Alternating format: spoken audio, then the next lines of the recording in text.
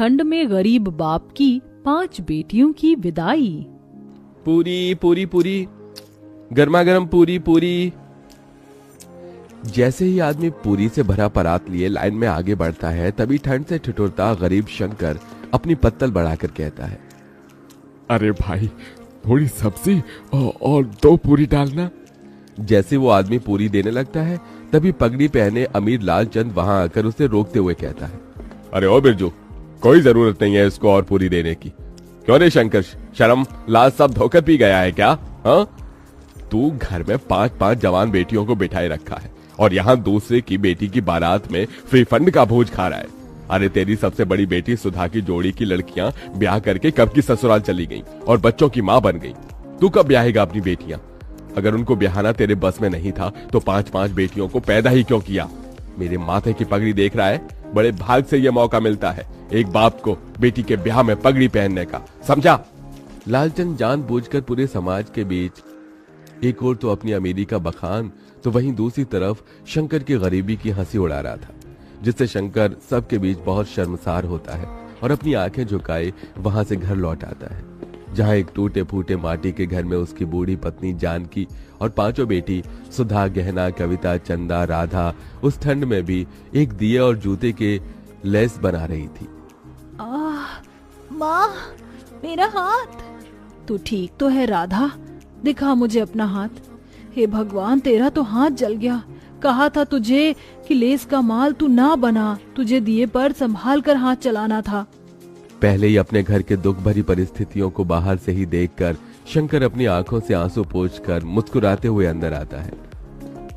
अरे क्या कर रही हैं बाबा की 5 बेटियां? अरे बाबा, आप आ गए। हे भगवान, आप तो ठंड से कांप रही हैं। मैं आपके लिए आग जला देती हूँ। कितनी बार कहा है आपको कि एक स्वेटर अपने लिए खरीद लीजिए, बाहर कितनी ठंड गिर रही है और आपका बुढ़ापे का भी शरीर है। तभी दुखमन से शंकर ने कहा, चिंता मत कर मेरी लाडो, तुम 5 को ब्याहने से पहले नहीं मरूंगा। जब तक तुम 5 की विदाई नहीं हो जाती, मेरे प्राणों को भी कहाँ मुक्ति मिलेगी। एक बार तुम 5 की विदाई कर दूं, फिर चाहे मेरी मिट्टी उठ जाए। ये सुनकर गरीब शंकर की 5 बेटियों की आंखों आंसुओं से भर जाती हैं। भगवान के लिए फिर कभी अपने मुंह से ऐसी बात मत निकालना बाबूजी। आपके सिवा माँ और हम 5 का इस दुनिया में है ही कौन? तभी जानकी खाना परोसती है और शंकर अपने हाथों से अपनी 5 बेटियों को खिलाता है। शंकर के पास धन दौलत नहीं थी, मगर वो दिलदार आदमी था। शंकर को हमेशा अपनी 5 बेटियों की शादी और उनकी विदाई की ही चिंता लगी रहती, क्योंकि कोई भी उसे रिश्ता नहीं जोड़ना चाहता था और कई दफा रिश्ते वाले देखने भी आते तो उसका गरीब घर द्वार देखकर चौखट से ही लौट जाते। ऐसे ही दिन बीतते हैं और शंकर का दूर का रिश्तेदार उसे एक रिश्ता बताता है। जानकी, कल सुधा चंदा को लड़के वाले देखने आ रहे हैं, उन्हें तैयार कर देना। मेरे एक मित्र हैं, उन्होंने ही ये रिश्ता बताया है।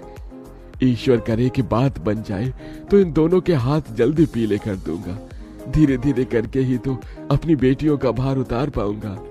अगले दिन रमा देवी शंकर की बेटियों को देखने आती है। आइए आइए बहन जी, आपका ही इंतजार था, यहाँ बैठिए। अरे जानकी बिटिया, उसको ले आना।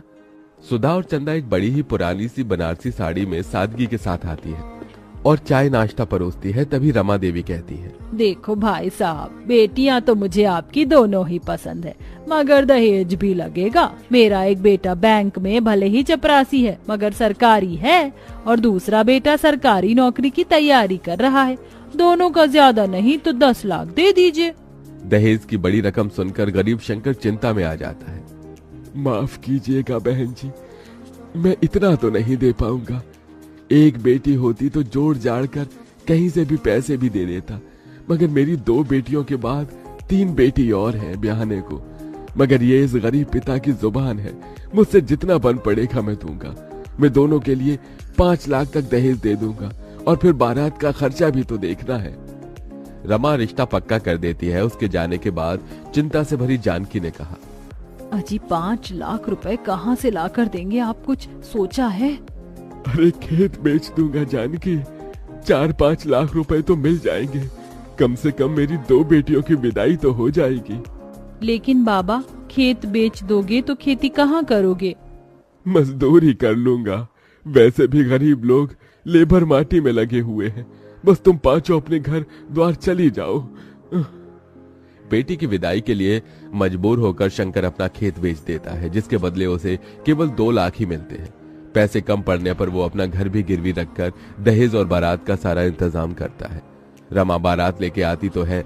सभी बाराती ठंड के गर्म कोट, जैकेट, स्वेटर पहने आते हैं, तो वहीं गरीब शंकर धोती और पतले पुराने से कुर्ते, जो कि जगह जगह से फटा होता है, उसमें ठिठुरता हुआ हाथ जोड़े बारातियों का स्वागत करता है। मगर एकदम से रमा की शर्त पलट जाती है। अरे रमा जी, आपने मुझे वचन दिया था, आप ऐसे कैसे बात से मुकर रही हैं? देखो भाई, 10 लाख रुपए से दहेज का 1 पैसा कम नहीं लगेगा। अगर तुम दे सकते हो तो कहो, नहीं तो बारात वापस लेकर जाते हैं। शंकर डबडबाई आंखों से मंडप में दुल्हन बनी बैठी अपनी बेटी को देखकर अपनी पगड़ी उतारकर रमा के पैरों में रख देता है। मैंने अपनी इज्जत आपके पैरों में रख दी है, दया कीजिए। अगर ये शादी नहीं हुई तो लोग मुझे और मेरी बेटियों को जीने नहीं देंगे। रमा पगड़ी को पैर मारकर चली जाती है, तो वहीं समाज भी शंकर पर थू थू करने लगता है।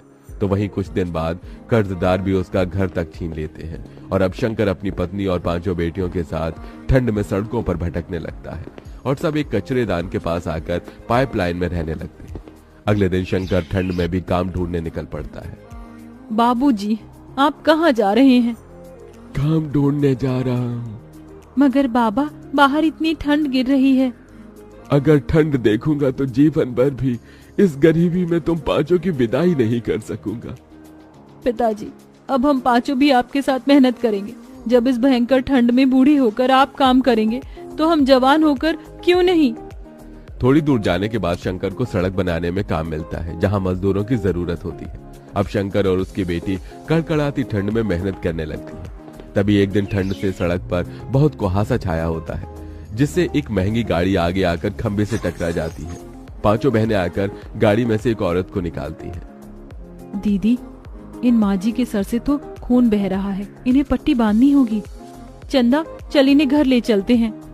शंकर का परिवार अंजना की बहुत देखभाल करता है। वहीं बातों बातों में शंकर अपना दुख उससे बांटता है और फिर, भाई साहब, भगवान ने आपकी 5 बेटियों को मेरे बेटों के लिए ही बनाया है। मैं इन्हें अपने घर की बहू बनाना चाहती हूँ। ये सुनकर शंकर की आंखों से खुशी के आंसू छलक पड़े। बहन जी, मैंने कभी सपने में भी नहीं सोचा था कि मेरी 5 बेटियों का रिश्ता इतने बड़े घर द्वार में लगेगा। बहुत ही ऊंचा भाग्य है तुम्हारा मेरी बच्चियों, जो अंजना जी ने तुम 5 को पसंद किया है। मगर मुझ गरीब के पास देने को दहेज नहीं बहन जी। मेरी 5 बेटियां ही मेरे जीवन भर की पूंजी है। भाई साहब, आप बस अपनी बेटियों को एक जोड़े में विदा कर दीजिए, मुझे और कुछ नहीं चाहिए। थोड़े ही दिन बाद शंकर अपनी बेटियों की विदाई की तैयारी में लग जाता है। वो कड़ाके की ठंड में कांपता ठिठुरता कचरेदान को साफ करके वहां मड़वा बनाता है और खाने पीने शुद्ध बोध विसार कर खुद को मेहनत में झोंक देता है और 2 पैसे ज्यादा कमाने के लिए गीली रेत बालू उठाकर मिले पैसे से 5 की शादी का जोड़ा खरीद कर लाता है। शादी का दिन आ जाता है। बड़े धूमधाम से अंजना बारात लेकर आती है। आंखों में आंसू भरकर शंकर कहता है, देखो जानकी, हमारी 5 बेटियों की बारात आई है, आज उनकी विदाई है। आपने अपने पिता होने का फर्ज पूरा किया जी। इसके बाद जानकी और शंकर उन 5 का कन्यादान कर देते हैं और विदाई का पल आ जाता है। तभी, ये लो मेरी बच्चियों, ये चावल पीछे को फेंक कर आगे बढ़ो।